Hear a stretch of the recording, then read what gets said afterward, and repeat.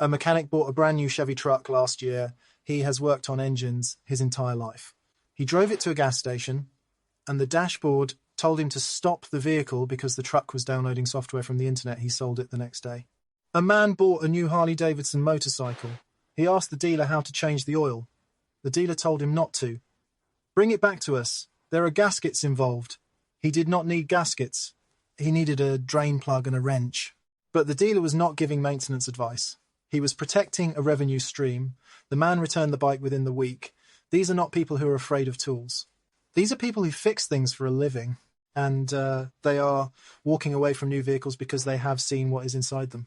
Today, I am going to show you the 3 reasons experienced drivers are dumping new cars in 2026, the specific system inside every modern vehicle that turned your wrench into a permission slip, and the one financial trap that is quietly destroying more household wealth than any other purchase in America.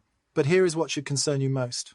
The vehicle sitting in your driveway right now may already be reporting your driving data to your insurance company without your knowledge. I will show you exactly how to check before we are done. The first reason drivers are walking away is the simplest one. You cannot fix what you own anymore. A car built before 2005 was a mechanical device. Fuel, air, spark, combustion. Every component was visible, accessible, and replaceable with hand tools. You could look at the engine and understand the basic principles. That understanding is what made ownership real. Then the industry built an electronic toll booth between you and your own engine. Every modern vehicle runs on a network called CAN bus. It connects every module through a single digital backbone. The engine talks to the transmission talks to the brakes talk to the stability control. Replace a battery without registering it to the manufacturer's software, and the start-stop function shuts down. Replace a headlight without coding it, and the lane assist goes dark. The part works. The car refuses to use it. The wrench is obsolete. This is called parts pairing, the same system Apple uses on iPhone screens, the same system John Deere used to lock farmers out of their own tractors. The farmer owns the equipment. The manufacturer owns the right to fix it. That is not a repair policy. It is a death sentence for ownership. Independent mechanics, the ones charging $80 to $90 an hour instead of $180, cannot access the calibration software without paying 5-figure annual subscriptions per brand. A multi-brand shop would need to pay Ford, GM, Stellantis, Toyota, Hyundai, and BMW every single year just to retain the right to plug in. The dealership does not want you to fix it yourself. The manufacturer does not want your mechanic to fix it either. They want every repair dollar flowing through one door, theirs. But the repair lockout is just the front door.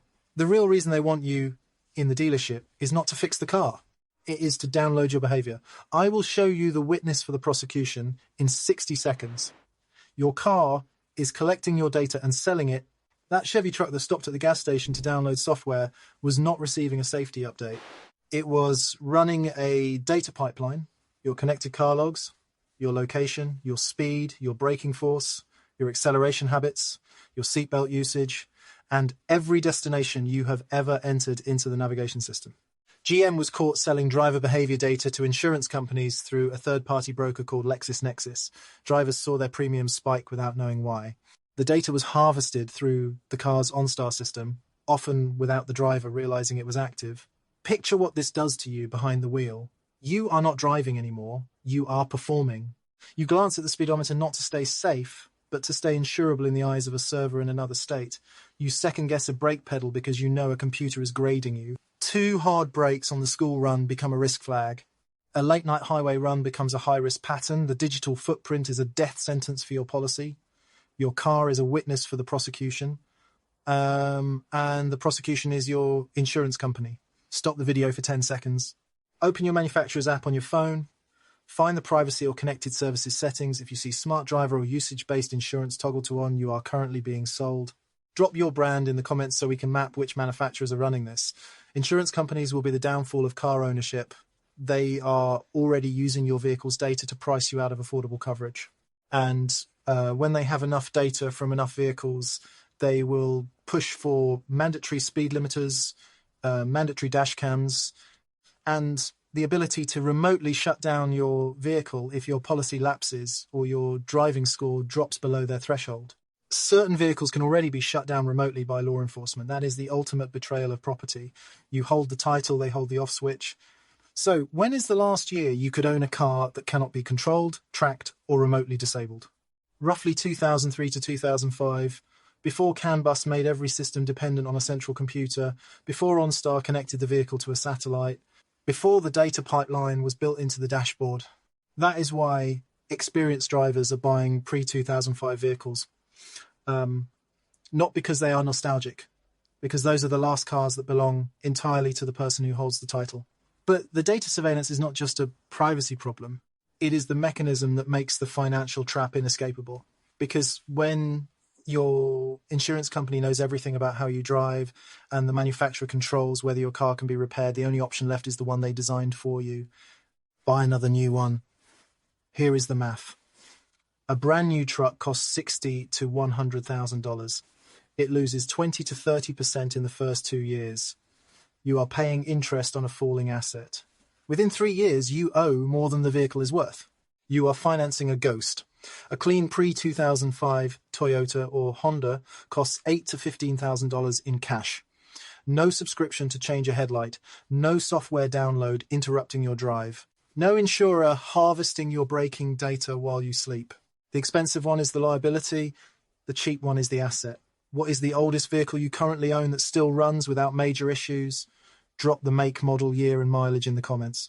I want to see which platforms are surviving because the industry stopped building them and mechanics are hoovering up every clean example they can find. But the math is just the result. The real scandal is the design philosophy that made this inevitable. Every servo, every sensor, every circuit board in your modern vehicle is not just a part. It is a node in a revenue system. When a $5 temperature sensor fails, you cannot replace the sensor. You replace the entire module it is soldered into. That module costs $500 to $2,000. The manufacturer designed the car so that a $5 failure triggers a $2,000 repair. That is not engineering. That is component consolidation. It is revenue engineering disguised as integration. And when that module is no longer manufactured, and it will not be after 7 to 10 years, the car is not repairable at any price. It becomes another giant, complicated, wasteful thing that gets crushed and replaced. That is not ownership. That is a subscription with a steering wheel. Stop financing the decay. Stop leasing permission to drive. Stop handing your data to companies that sell it to your insurer. Buy the vehicle that belongs to you. Fix it with your own hands. Keep it until the body rots and the engine still runs. The car is a tool, not a data terminal. Own it like one. If this changed how you think about your next vehicle, subscribe, because the next video covers the 5 cars mechanics call the blacklist survivors. They were built before the computer took over, the supply is disappearing fast, and every one of them will outlast anything on a dealer lot today.